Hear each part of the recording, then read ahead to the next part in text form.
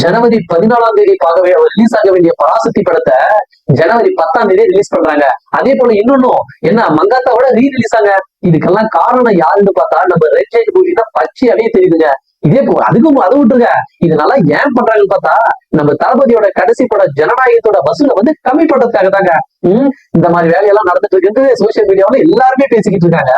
அதே போல் பாருங்க, இது பராசக்தி படத்துக்கு 60 to 80% ஜனநாயகன் படத்துக்கு 20 to 40% மட்டும்தான் புக் ஆயிருக்கின்ற சமூக வலைதளத்துல வந்து பேசப்பட்டிருக்காங்க.